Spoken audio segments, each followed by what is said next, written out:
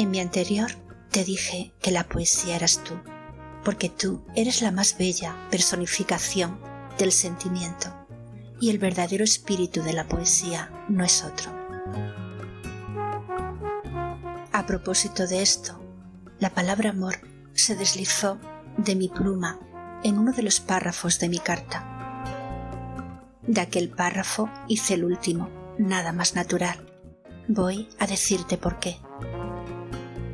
Existe una preocupación bastante generalizada, aún entre las personas que se dedican a dar forma a lo que piensan, que, a mi modo de ver, es, sin parecerlo, una de las mayores.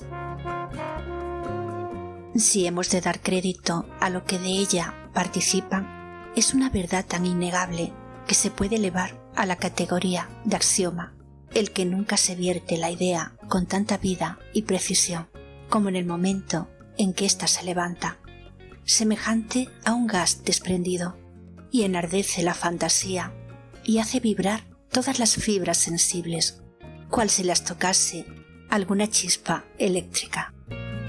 Yo no niego que suceda así, yo no niego nada. Pero por lo que a mí me toca, puedo asegurarte que cuando siento no escribo, guardo, sí, en mi cerebro escritas como en un libro misterioso las impresiones que han dejado en él su huella al pasar.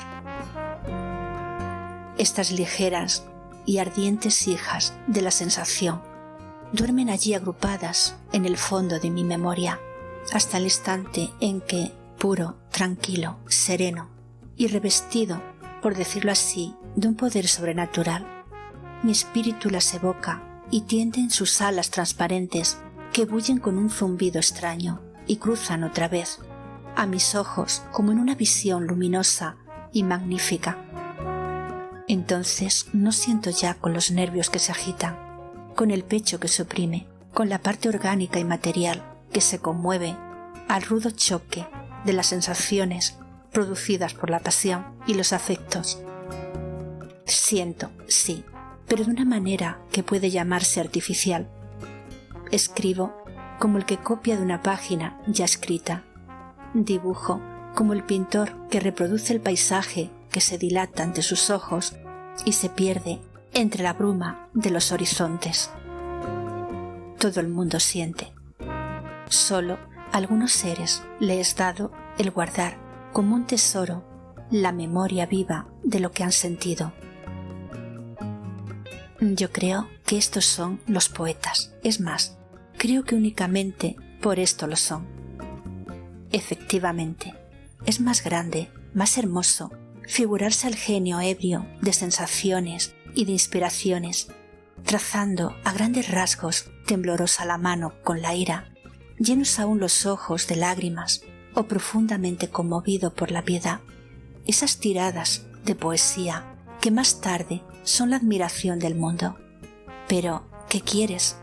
No siempre la verdad es lo más sublime. ¿Te acuerdas? No hace mucho que te lo dije a propósito de una cuestión parecida. Cuando un poeta te pinta en magníficos versos su amor, duda. Cuando te lo dé a conocer en prosa y mala, cree. Hay una parte mecánica, pequeña y material en todas las obras del hombre, que la primitiva, la verdadera inspiración desdeña en sus ardientes momentos de arrebato. Sin saber cómo, me he distraído del asunto. Como quiera que lo he hecho, por darte una satisfacción, espero que tu amor propio sabrá disculparme. Qué mejor intermediario que este para con una mujer. No te enojes, es uno de los muchos puntos de contacto que tenéis con los poetas o que éstos tienen con vosotras. Sé, porque lo sé, aun cuando tú no me lo has dicho, que te quejas de mí, porque al hablar del amor detuve mi pluma y terminé mi primera carta como enojado de la tarea. Sin duda, ¿a qué negarlo? Pensaste que esta fecunda idea se esterilizó en mi mente por falta de sentimiento. Ya te he demostrado tu error. Al estamparla, un mundo de ideas confusas y sin nombre se elevaron en tropel en mi cerebro y pasaron volteando alrededor de mi frente como una fantástica ronda de visiones quiméricas. Un vértigo nubló mis ojos. Escribir, oh sí, si yo pudiera haber escrito entonces, no me cambiaría por el primer poeta del mundo. Mas entonces lo pensé y ahora lo digo. Si yo siento lo que siento para hacer lo que hago, ¿qué gigante océano de luz y de inspiración no se agitaría en la mente de esos hombres que han escrito lo que a todos nos admira? Y si tú supieras cómo las ideas más grandes se empequeñecen al encerrarse en el círculo de hierro de la palabra. Si tú supieras qué diáfanas, qué ligeras, qué impalpables son las gasas de oro que flotan en la imaginación al envolver esas misteriosas figuras que crea y de las que solo acertamos a reproducir el descarnado esqueleto. Si tú supieras cuán imperceptible es el hilo de luz que ata entre sí los pensamientos más absurdos que nadan en su caos. Si tú supieras. Pero, ¿qué digo? Tú lo sabes, tú debes saberlo. ¿No has soñado nunca? Al despertar, ¿te ha sido alguna vez posible referir con toda su inexplicable vaguedad y poesía lo que has soñado? El espíritu tiene una manera de sentir y comprender especial, misteriosa, porque él es un arcano, inmensa, porque él es infinito, divina, porque su esencia es santa. Cómo la palabra, cómo un idioma grosero y mezquino, insuficiente a veces para expresar las necesidades de la materia, podrá servir de digno intérprete entre dos almas. Imposible. Sin embargo, yo procuraré apuntar como de pasada algunas de las 1000 ideas que me agitaron durante aquel sueño magnífico en que vi al amor envolviendo la humanidad como en un fluido de fuego, pasar de un siglo en otro, sosteniendo la incomprensible atracción de los espíritus. Atracción semejante a la de los astros y revelándose al mundo exterior por medio de la poesía, único idioma que acierta a balbucear alguna de las frases de su inmenso poema. Pero, ¿lo ves? Ya quizá ni tú me entiendes, ni yo sé lo que me digo. Hablemos como se habla, procedamos con orden.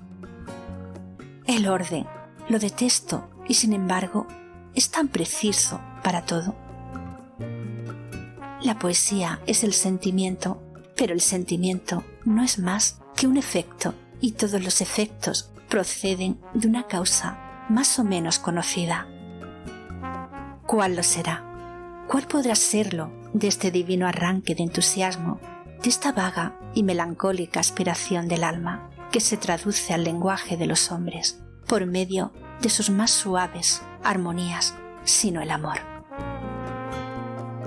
Sí, el amor es el manantial perenne de toda poesía, el origen fecundo de todo lo grande, el principio eterno de todo lo bello, y digno el amor, porque la religión, nuestra religión, sobre todo, es un amor también, es un amor más puro, más hermoso, el único infinito que se conoce, y sólo a estos dos astros de la inteligencia puede volverse el hombre cuando desea luz que alumbre su camino, inspiración que fecundice su vena estéril y fatigada.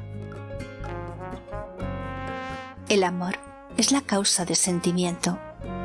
Pero, ¿qué es el amor? Ya lo ves, el espacio me falta, el asunto es grande. ¿Y te sonríes? ¿Crees que voy a darte una excusa sutil para interrumpir mi carta en este sitio? No, yo no recurriré a los fenómenos del mío para disculparme de no hablar del amor. Te lo confesaré ingenuamente, tengo miedo. Algunos días, solo algunos, y te lo juro, te hablaré del amor, a riesgo de escribir 1.000.000 de disparates. ¿Por qué tiemblas? Dirás sin duda.